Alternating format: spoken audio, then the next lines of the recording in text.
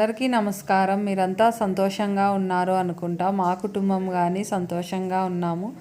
ఇది వచ్చేసి మంగళవారం రోజు సంకష్టి ఉండే కదా, సంకష్టి రోజు పూజ నేను ఏ విధంగా చేసుకున్నాను.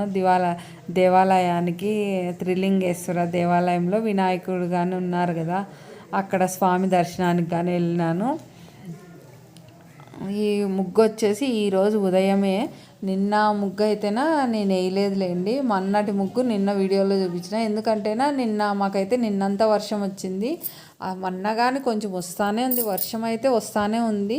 ఈరోజు ఉదయం అయితేనా వర్షం రాలేదు, కానీ ఇప్పుడు వచ్చేసి 3 గంటలు అవుతుంది టైము. 3 గంటలకు మళ్ళీ 2:45కి మళ్ళీ మాకు వర్షం అయితే స్టార్ట్ అయింది. మరి ఇప్పుడు వర్షం వస్తుంది. ఉదయం నుంచి బాగా సూర్యుడు అయితే కొంచెం అంత ఎక్కువ సూర్యకిరణాలు పల్లా, కానీ కొంచెం సూర్యభగవానుడు అయితేనా బయటకు వచ్చినాడు. కానీ ఇప్పుడైతేనా మరీ వర్షం వస్తుంది. 3 గంటలకంతా వర్షం వస్తుంది. సంకష్టి రోజు వినాయకునికి మన చెట్లోనే, ఉసిరి చెట్లోనే గరక ఉంది కదా, ఆ గరకతోనే స్వామికి పూజ చేసుకున్నాను. మల్లెపూలతో, జాజి పూలు ఇవి, జాజి పూలతోనూ పూజ చేసుకొని ఈ విధంగా నెయ్యి దీపారాధన, కామాక్షి దీపం శ్రావణ మాసం కాబట్టి ప్రతిరోజు ఉదయం కానీ సాయంత్రం కానీ ఏదో ఒక పూట వెలిగిస్తాను. ఇంకా మన చెట్లలోటివే చూడండి, అవి చెరుకువి. ఇంకా చెరుకు పైన వచ్చేసి మన నిమజ్జనం చేసి వచ్చినాను. అనంతపురికి వెళ్ళే దారిలో ఆ నదిలో వేసేసినాను. కానీ చెరుకులు అయితే బాగున్నాయి, ఇంకా అవి తీసి తినాలా. ఇది వచ్చేసి మంగళవారం రోజు పూజదేలేండి. ఈ గడప ముగ్గు కానీ, గడప దగ్గర కానీ రాగి చెమ్ము, ఉప్పు, నిమ్మకాయ కోస్తా కదా, ఆ రోజు అయితే కొయ్యలేదు. ఎందుకంటే వర్షం వస్తుంది. ఆ వర్షం వచ్చేసి లోపలికి వచ్చేసి ఇంకా రాగి చెమ్ముకు, ఉప్పుకు అంతా నానిపోతుంది.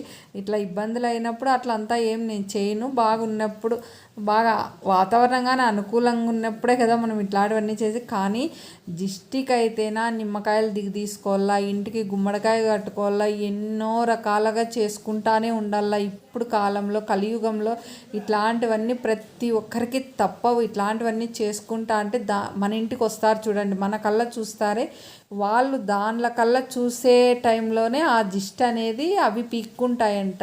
అందుకు గుమ్మడికాయ కట్టేది, నిమ్మకాయ దిగదీసి కోసేది, ఉప్పు పెట్టేది, అట్లంతా మనం చేసుకుంటా ఉంటాము. ఉప్పు, మళ్ళీ నిమ్మకాయ, ఎండుమిరపకాయలు అవన్నీ కడతారు కదా, అట్లాంటివన్నీ చేసుకుంటా అంటే కొంచెం మనకు నరదిష్టి అనేది తక్కువ ఉంటుంది. కలియుగంలో ఇట్లాంటివన్నీ సహజం. మనకు కలిపురుషుడు కదా ఈ కలియుగంలో ఏలేది.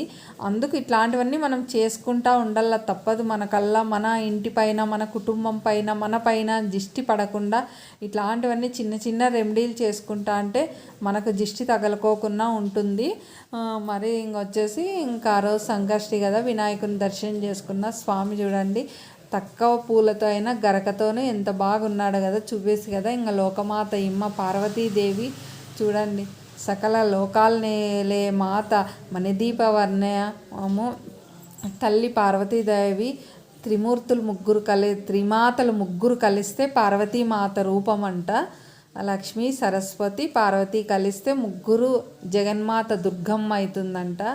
ఆ విధంగా ఏదో నాకు తెలిసిండేవన్నీ కొంచెం చెప్తాలేండి. ఇది వచ్చేసి టమోటా రసము, మళ్ళీ వచ్చేసి నేను గోరు చిక్కుడు అంటారు, చౌడేకాయ అంటారు, మళ్ళీ వచ్చేసి మొటిక్కాయ అంటారు దాన్ని. అది నేను తాలింపు చేసినాను. అది వచ్చేసేసి చిక్కుడుగా చౌడేకాయ అనేది మేము చౌడేకాయలు ఒక విజలు ఒలిచేసుకొని ఒక విజలు ఇప్పించుకున్నాను. దాంట్లోకి వచ్చేసేసి ఉప్పు, పసుపు వేసి ఉడికించుకున్నా. ఇంకా స్టవ్ వెలిగించేసి కడాయి పెట్టేసి ఆవాలు, జీలకర్ర, ఉద్దిపప్పు, శనగపప్పు, ఎండుమిరపకాయలు, ఆనియన్, కరివేపాకేసి బాగా ఏం చేసిన, పచ్చి కొబ్బరి, వెల్లుల్లి మిక్సీ పట్టుకున్న, కారము, అవి చౌడేకాయలు వేసేసి, మరి కొంచెం ఉప్పు వేసేసి, కొంచెం ఎండుకారము, పచ్చి కొబ్బరి, వెల్లుల్లి అది వేసేసి బాగా వేయించేసినాను. వేయించి ఈ పక్క టమోటాలకు వచ్చేసి టమోటా, కొంచెం చింతపండు, వెల్లుల్లి మిక్సీ పట్టుకున్నాను. దాన్ని ఒక గిన్నెలోకి ఎన్ని నీళ్లు కావాలో దాంట్లోకి వేసేసి ఉప్పు, కారము, బెల్లము, రసం పౌడరు, మరి వచ్చేసి కొత్తిమీర, కరివేపాకు, ఇంగువ, మరి వచ్చేసి పోపు పెట్టేసినాను. వెల్లుల్లి వచ్చేసి రసంలోకి 2 కచ్చపచ్చగా దంచేసినాను. పోపులకు కానీ కొంచెం వేసినాను. బాగా మరిగిచ్చేసినామంటేనా రసం తయారైపోతుంది. కొంచెం పసుపు, కొంచెం ధనియాల పొడి కానీ వేసిన రసంలోకి. ఈ విధంగా ఈ రసం కలిపేదాకా ఈ చిక్కుడు ఈ చౌడేకాయ అనేది బాగా ఏం చేసినాను. ఈ నెమ్ము ఉంటుంది మనకు ఉడికిచ్చింటాం కదా, తేమ తేమ ఉంటుంది కదా, అది ఇమరిందనుకో చౌడేకాయ అనేది బాగా టేస్టీగా ఉంటుంది. ఈ విధంగా పల్లీలు వేసైనా ఇప్పుడు నేను ఏ విధంగా వేసినాను, పల్లీలు వేయించుకొని పౌడర్ చేసుకొని వేసుకోవాలా. అది ఇంకొక వీడియోలో ఎప్పుడైనా చూపిస్తానులేండి. ఇంక ఇవన్నీ శుభ్రం చేసేసి ఇవన్నీ ఇంక ఎత్తిపెట్టేసేసి ఇంకా అది అయిపోయిన తర్వాత ఇంక మా శ్రీవారు కాకరకాయలు తెచ్చినారు. కాకరకాయ పొడి ఆర్డర్ ఉంటేనా కాకరకాయ తెప్పించినాను. కానీ వర్షం వస్తుంది, అన్నీ తరిగి మాకు ఇంకా 3వ ఫ్లోర్లో వచ్చేసి ఖాళీగా ఉంది కదా రూమ్లో, అక్కడ ఆరబోసేద్దాంలే అనేసి బాగా పట్టలు వేసేసి ఆరేసినాను. ఈ రోజుకైతేనా నిన్న తెప్పించినాలేండి, బాగా ఆరినాయి. కాకరకాయ చూస్తా అంటేనా అట్లే పచ్చివి తినాలా అనిపిస్తుంది. జ్యూస్ చేసుకుంటేనే ఎంతో రుచిగా ఉంది. మీరు అనుకుంటా అంటారు ఈ అమ్మాయింది తల్లి కాకరకాయ టేస్టీగా ఉంది రుచిగా ఉంది అంటుంది అనుకుంటా అంటారు. మనం ఏదైనా కానీ అనుకుంటే రుచిగానే ఉంటుంది. నేను కానీ ఒకప్పుడు కాకరకాయ చూస్తేనే మా అమ్మ ఇంట్లో చేస్తేనే అమ్మ నాకు కాకరకాయ వద్దు అనేసి ఒకరోజు ఆ పూట అంతా ఏడుస్తా అంటే, అట్లాంటిది ఆరోగ్యం చెడిపోయినాక అనారోగ్యం వచ్చిన తర్వాత కాకరకాయనే మామిడికాయ అరటిపండు అనుకునే విధంగా అనుకోవాలి మనము. ఎవరైనా అంతే, ఆరోగ్యం చెడిపోయినాకే. ఇప్పుడు నేను అన్నాననుకో, నన్ను అనేవాళ్ళు వెనకాల ఎవరో ఒకరు ఉంటారు. ఈ విధంగా అనుకొని తృప్తి పడతా అన్నీ మనం తింటూ ఉండాలి అంతే. ఈ కాకరకాయలు వచ్చేసి బాగా శుభ్రం చేసేసి ఫస్ట్ దాంట్లో పెట్టేసి డ్రై క్లాత్తో తుడిచేసిన తర్వాత బాగా తరిగేసినాలేండి. నైసుకు తరిగేసినాను. తురమల్లంటేనా అన్ని తురమల్లంటే నాకు చేత కాదు. మా శ్రీవారి టయానికి ఉండింటే తురిమిచ్చు. ఆయనకు కొంచెం ఆఫీస్లో పని ఎక్కువ ఉంది, ఆయన కొంచెం బిజీగా ఉన్నాడు. ఇంకా నా పనులు నేను ఇట్లాంటివి చిన్నగా చేసుకుంటూ ఉంటాను. ఇట్లాంటివి ఉంటేనా పని అయితే చేసుకుంటా.